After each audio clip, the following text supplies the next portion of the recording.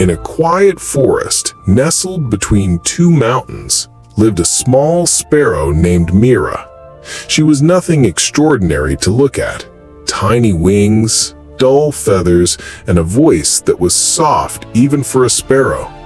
But Mira had something rare, a heart so gentle that even the breeze seemed to slow down around her. One morning, as Mira was gathering twigs for her nest, she spotted a baby squirrel shivering under a bush. Its eyes were wet and its tiny body trembled with fear.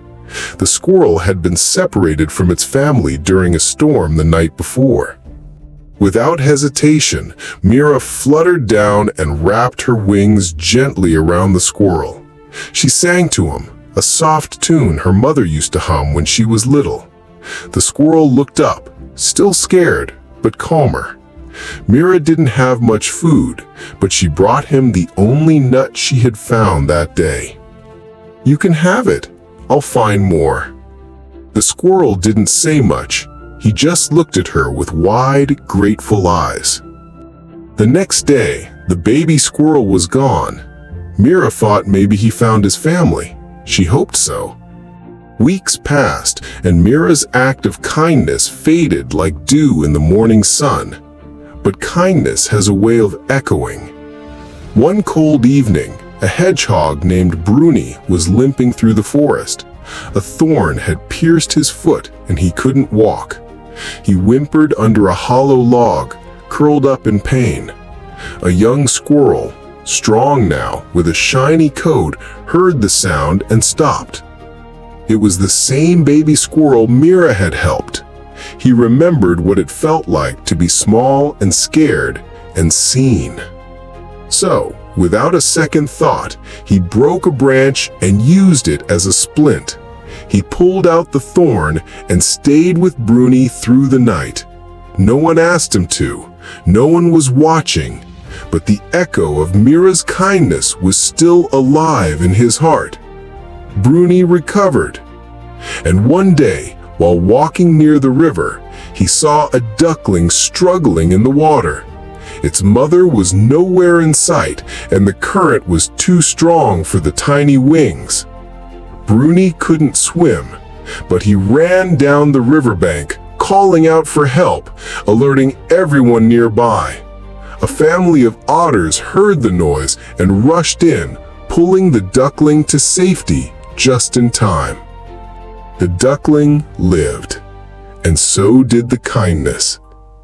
Seasons changed, years passed, the forest grew, and each time an animal paused to help another, to share food, to offer shelter, to sit in silence when someone was grieving, it seemed like just a small act.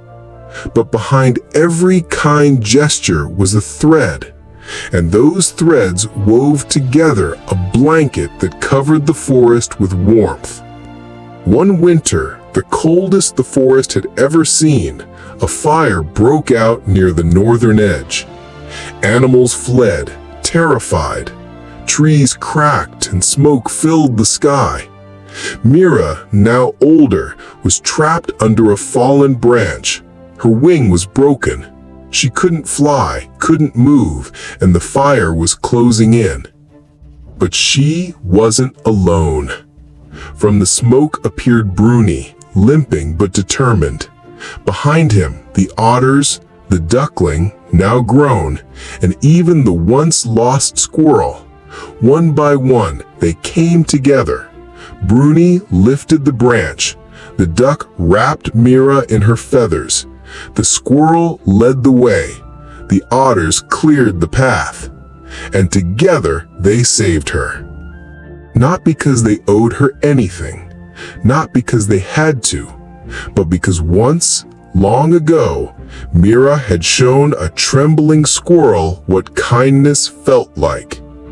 And that kindness never stopped moving. It had echoed and returned, tenfold. They sheltered in a cave that night, all of them huddled together, watching the stars peek through the smoke. No one said a word. They didn't have to. Their silence was full of something deeper: gratitude, love, the quiet power of goodness. When the fire was gone and spring returned, the forest wasn't the same. It was better. Because now, every creature, from the tiniest ant to the oldest bear, understood one thing: kindness is never small. It moves through time and space, unseen but unstoppable. It jumps from one heart to another, grows roots in places you'll never see, and blooms in moments when hope seems lost. Mira, once the unnoticed sparrow, became a legend, not because of her feathers, or her voice, or her strength, but because of a nut she gave away, and a song she sang when no one else did. And though she never sought praise, stories of the kind wing echoed through generations. The forest thrived, not because of power, not because of rules, but because of ripples. And every creature knew, when you show kindness, no matter how small, you are part of something eternal. You become the echo, and someone, somewhere, will hear it when they need it most. Moral of the story is, kindness may begin with you, but it never ends with you. What you give today can become the warmth that saves someone tomorrow. Even in a world that forgets quickly, kindness remembers. Always. If this story touched your heart, share it with someone you love. Maybe it'll help them, and if you believe stories like these deserve to be heard, please like, comment, and subscribe to Life Lessons Library. Your one click keeps these stories alive.